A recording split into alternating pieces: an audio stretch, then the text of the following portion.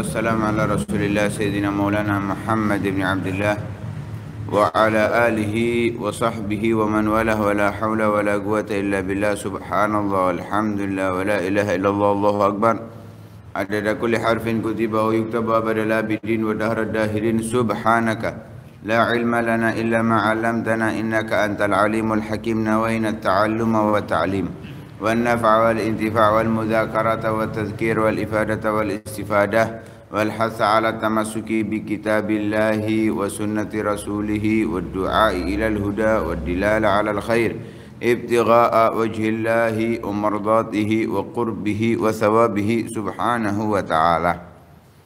Melanjutkan dari pembahasan sebelumnya tentang terbunuhnya orang-orang yang ikut andil dalam pembunuhan Imam Husain radhiyallahu taala anhu.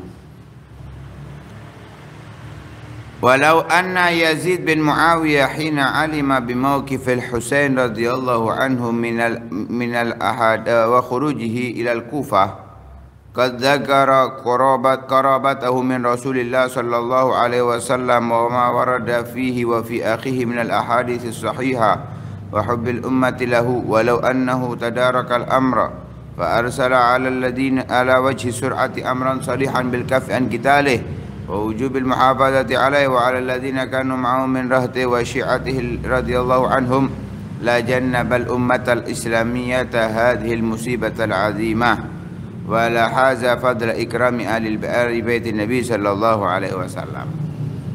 Andai Yazid bin Muawiyah ketika mengetahui posisi Imam Husain radhiyallahu anhu dan keluarnya beliau ke Kufah setelah mengetahui kedekatan Imam Husain dari Rasulullah sallallahu alaihi wasallam dan apa yang datang dari riwayat hadis tentang beliau dan saudaranya Imam Hasan dari hadis-hadis yang sahih serta cintanya umat terhadap beliau. Juga andai Yazid bin Muawiyah cepat-cepat mengutus seseorang untuk membatalkan pembunuhan Imam Husain serta menjaga beliau dan orang-orang yang bersama beliau. Andai itu dijalankan oleh Yazid bin Muawiyah, niscaya ia telah menjauhkan dari umat Islam musibah yang sangat besar, artinya pertumpahan darah, dan ia akan mendapatkan keutamaan orang-orang yang memuliakan keluarga Nabi Shallallahu Alaihi Wasallam. Andai saja Yazid itu mau merenungkan kembali bagaimana kedekatan Imam Husain, padahal dia sudah tahu dengan Rasul Shallallahu Alaihi Wasallam, atau juga andai bila ia ketika tahu Imam Husain datang ke Kufah dan dengan pernyataannya saat setelah dipenggalnya Imam Husain dan kepalanya dibawa itu menyatakan dia berusaha agar tidak terbunuhnya Imam Husain. Kalau andai dia mengatakan seperti itu benar, semestinya dia mengirim dengan cepat agar tidak terjadi pembunuhan Imam Husain. Kalau itu terjadi, dia mencegah, dia menghormati, memuliakan Imam Husain, niscaya ia akan menjauhkan dari umat Islam ini pertumpahan darah. Tidak adanya fitnah yang sangat luar biasa. Sebab karena kejadian itu, fitnah setelahnya masa demi masa bukan semakin kecil, justru semakin membesar dan membengkak. Dan bila itu dijalankan oleh Yazid, dia menggagalkan pembunuhan Imam Husain, niscaya ia akan mendapatkan kemuliaan orang-orang yang memuliakan keluarga Nabi Shallallahu Alaihi Wasallam. Ahabballahu man ahabba Husaina Dalam sebuah riwayat Rasul sallallahu alaihi wasallam mengatakan Allah mencintai orang yang mencintai Husain. Istimewa, dicintai oleh Allah Subhanahu wa taala. Kalau mencintai Allah itu hal yang biasa karena itu kewajiban, tapi kalau dicintai oleh Allah itu hal yang istimewa yang harus diraih, yang harus dikejar.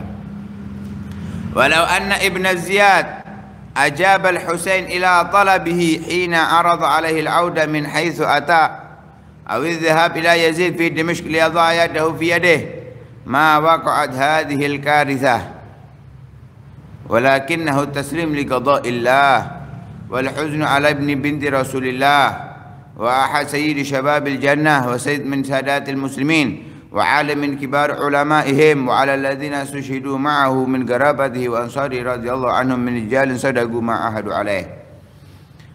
Andai pula Ibn Ziyad mengijabahi Sayyidina Husain atas permintaan beliau ketika menawarkan diri untuk kembali ke Madinah atau ke Mekah.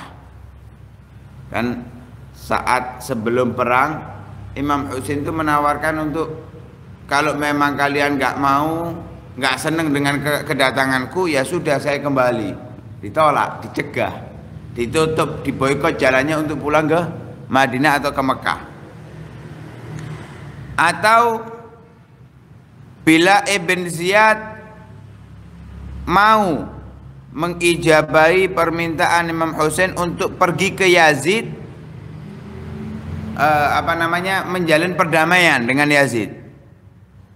Tapi itu pun juga ditolak oleh Ibn Ziyad karena keinginan Ibn Ziyad untuk membunuh Imam Husain. Namun kalau itu terjadi tidak akan terjadi hal-hal yang mengerikan dan menyedihkan seperti pembunuhan Imam Husain. Namun Imam Husain tetap pasrah dengan takdir Allah Subhanahu wa taala. Kesedihan atas kita ditinggalkan oleh putra daripada putrinya Rasul sallallahu alaihi wasallam, salah satu pemimpin pemuda di surga dan pemimpin pemimpinnya para pemimpin bagi orang-orang Islam, orang yang alim daripada pembesar ulama daripada umat Islam.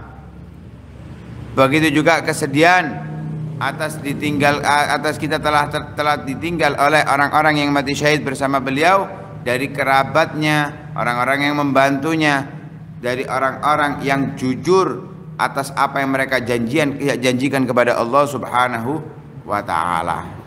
Mereka dari awal berangkat dari kota Makkah menuju Kufah benar-benar ingin mengikuti, ingin meneladani, ingin menjalankan arahan Imam Husain. Patuh, tunduk, mengikuti sudah. Gak mengingkari sama sekali, tidak berpaling sama sekali. Beda dari orang-orang Kufah yang mereka mengirimkan surat kepada Imam Husain, mengutus utusan ke Imam Husain yang ingin membaiat Imam Husain ketika Imam Husain di sana dan diperangi oleh Ibn Ziyad, mereka berpaling. Mereka ada yang pulang, justru ada yang membantu Ibn Ziyad dalam pembunuhan Imam Husain. Tapi orang-orang yang bersama beliau, mereka adalah rijalun sadagu ma'ahadu alaih. Mereka telah jujur dari apa yang mereka janjikan, menunaikan janji mereka setia dengan Imam Husain radhiyallahu taala anhu. Laqad kharajal Husain radhiyallahu anhu mu'taqidan annahu 'alal haqq wa ra'al aktsariyah ad-dukhul fil bai'ah tajannuban li safki ad-dima' wa kullun minhum 'azimul qadri mujtahid wa fima dhahaba musibun ma'jur. Imam Husain keluar dari Makkah merasa yakin bahwa beliau dalam kebenaran, dan pendapat kebanyakan mengatakan bahwa masuk di dalam baiat, artinya di baiatnya Imam Husain itu memiliki keuntungan untuk mencegah pertumpahan darah. Ya, pemikiran awalnya demikian, pendapat awalnya, sehingga semua memiliki kedudukan yang tinggi di sisi Allah. Mereka adalah orang-orang yang pantas dalam berijtihad, dan apa yang menjadi pendapat mereka itu adalah benar dan diberi pahala oleh Allah Subhanahu wa taala, sebagaimana dikatakan dalam hadis kullu mujtahidin musib. Setiap orang yang berijtihad itu benar. Kalau memang dia memang ahliyah, memiliki kemampuan dalam berijtihad, maka ijtihad yang dia lakukan itu benar. Kalau dikatakan setiap mujtahid itu nggak tentu benar, ya 4 mazhab gugur kabeh wis. Nah, mereka kan mujtahidin. Kalau belum tentu benar, kalau ada khilaf pendapat berarti nggak ada yang benar, wis salah kabeh. Buyar agama ini. Rusak semuanya. Karena itu kullu mujtahidin, orang yang pantas untuk berijtihad, ketika dia ijtihad maka ijtihadnya itu benar. Syaratnya orang yang pantas, nggak sembarang orang ya. Ada orang itu makomnya sampai hanya batasan sekedar bisa menyampaikan. Ada yang derajatnya sampai kepada mufti, ya, dia diberi wewenang untuk berfatwa. Ada yang derajatnya naik kepada mujtahid madhab, dia memilih-milih daripada pendapatnya Imam Syafi'i. Ada yang derajatnya lebih tinggi lagi, yang dia mujtahid mutlak, yang dia bisa mengambil hukum dari Al-Quran, hadisnya Nabi langsung, walaupun dari penjelasan para ulama atau sahabat sebelumnya, tapi dia bisa mengambil dari Al-Quran dan hadis langsung. Ini makamnya sudah mujtahid mutlak. Itu seperti Imam Syafi'i, Imam Ahmad bin Hanbal, Imam Abu Hanifah, Imam Malik, Imam Sufyan bin Uyainah dan yang lain, Imam Sufyan bin Uyainah atau semisalnya, yang mereka berada di tabakin wahid, dari kedudukan yang sama, keilmuannya, kefahamannya, kewaraannya dalam kedudukan yang sama.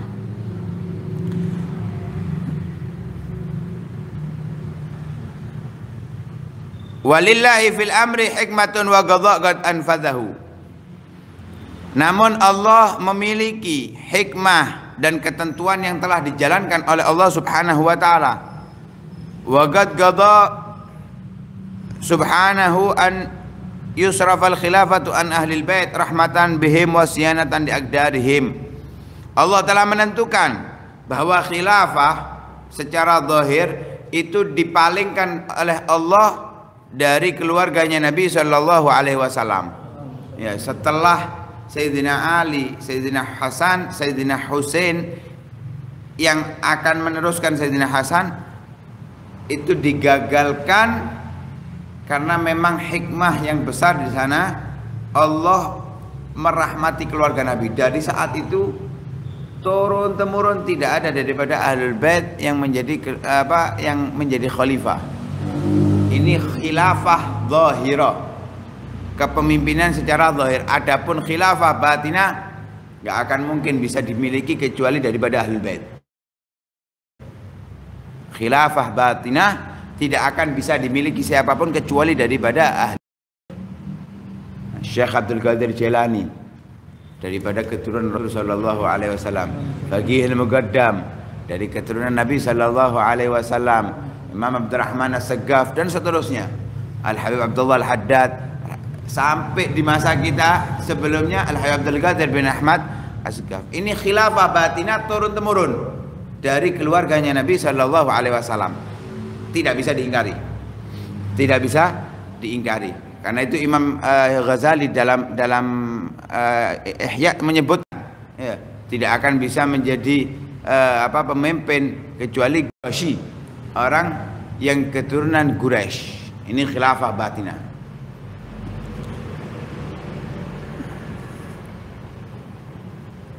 Allah hindarkan khilafah al-zahirah daripada keluarganya Nabi, rahmat kepada mereka, dan untuk menjaga kehormatan mereka, mencegah dari mereka untuk ikut andil dalam kezaliman. Fa innal hukma la yastaqim li ahadin illa an yushaba bidzulmin illa fi mithli ra'iyati Abi Bakar wa Umar wa Utsman. Abi Bakar wa Umar.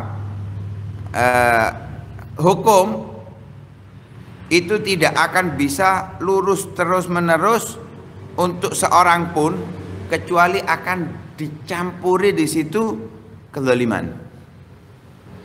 Kecuali pada masa kepemimpinan Sayyidina Abu Bakar dan Sayyidina Umar, yang kosong dari kezaliman itu hanya 2 khilafah. Setelahnya nggak murni benar-benar bersih daripada kezaliman. Lah, mana mungkin keluarganya Nabi Shallallahu Alaihi Wasallam mendapatkan rakyat seperti rakyatnya Sayyidina Abu Bakar dan Sayyidina Umar. Saat itu rakyatnya para sahabat Nabi, yang menjadi rakyat para sahabat Nabi dan sebagian tabi'in. Mereka adalah orang-orang yang udul, orang-orang yang adil, orang-orang yang bisa dipercaya. Di masa Sayyidina Umar juga demikian, mayoritas masih sahabat Nabi Shallallahu Alaihi Wasallam. Baru pada masanya Sayyidina Utsman mulai banyak tabiin daripada sahabatnya Nabi Shallallahu Alaihi Wasallam. Lah dari situ berubah, ya, rakyat yang istimewa dengan rakyat yang biasa. Otomatis kalau ini mau dicampuri kezaliman, mau dicampuri apa, sulit. Kalau yang rakyat biasa, ini didikannya Nabi, ini didikannya sahabat, beda kelas. Yang didikan Nabi Shallallahu Alaihi Wasallam, karena itu nggak bisa. Falamma alal amru ila Utsman radhiyallahu anhu waqa'a ma waqa'a minal fitnah. Lihat, ketika Sayyidina Utsman menjadi pemimpin, apa yang terjadi? Fitnah demi fitnah mulai berjalan. Jadi awal fitnahnya dengan terbunuhnya Sayyidina Umar. Setelah Sayyidina Umar terbunuh, Sayyidina Utsman jadi khalifah. Fitnah demi fitnah, hingga terjadi yang lebih besar demi lebih besar sampai beliau terbunuh. Ini termasuk daripada fitnah yang ada. Walaisa akhiruha Qadrul Husain radhiyallahu anhu. Kemudian fitnah yang terakhir itu bukan terbunuhnya Imam Husain. Setelahnya fitnah demi fitnah lebih besar, lebih besar. Semakin besar, semakin besar. Nah, kita lihat sampai sekarang. Jangan hanya yang dilihat dari keluarganya Nabi, secara umum. Kita ini sudah hidup di masa fitnah seperti makanan pokok. Ya, contoh ya, sampai kalau kita lihat TV. Kita lihat TV. Setelah lihat TV, ono sing bahas, oh posisi PPKM. Iki pasti ono ada udang di balik batu. Kita sudah mulai memfitnah wisan. Padahal kita nggak tahu apa yang ada di dalamnya. Kan kalau nggak tahu itu diem, bukan nggak tahu terus komentar. Ini vaksin nanti seperti ini nanti dimasukkan ini, bahaya, membunuh. Loh, fitnah maning. Padahal kita nggak tahu. Buktinya yang divaksin ada yang nggak mati. Kalau memang membunuh, kalau memang membahayakan, bukan berarti saya dukung loh itu. Maksudnya kan nggak harus menengong loh. Jangan banyak komentar. Ya ini fitnah. Terus nanti ada apa lagi? Bahas maneng. Oh ini kedoliman. Masa gara-gara pembohongan sedikit, hal yang nggak ini akhirnya di penjara 4 tahun. Loh, terus fitnah demi fitnahnya. Nggak berhenti tuh sampai nanti akhir zaman. Jadi penutupnya bukan Imam Husain. Imam Husain itu juga termasuk di antara pintu-pintu fitnah yang baru dibuka. Wah, sekarang ini mulai wis kudu pintu mana ya? Gerbang puluhan meter iki wisan. Ibaratnya lek sing pesenan wesi iku lek selasan iku untung gede iki wisan. Iki metune wis banjir, tsunami iki wisan. Kemarin ngono lebih besar lagi dan lebih besar lagi. Yang di akhir zaman kelak dipimpin fitnahnya oleh Dajjal. Dari situ nanti banyaknya orang Islam yang murtad, naudzubillah min dzalik. Wallahu taala alam. Mudah-mudahan kita dijaga oleh Allah Subhanahu wa taala dari berbagai fitnah. Dijadikan orang-orang yang mencintai keluarga Nabi sallallahu alaihi wasallam, dijauhkan daripada sifat benci kepada keluarga Nabi sallallahu alaihi wasallam. Amin amin ya rabbal alamin. Sallallahu alaihi wasallam Muhammadin wa alihi wasallam. Alhamdulillahirabbil alamin. Hadratin Muhammad al-Fatihah.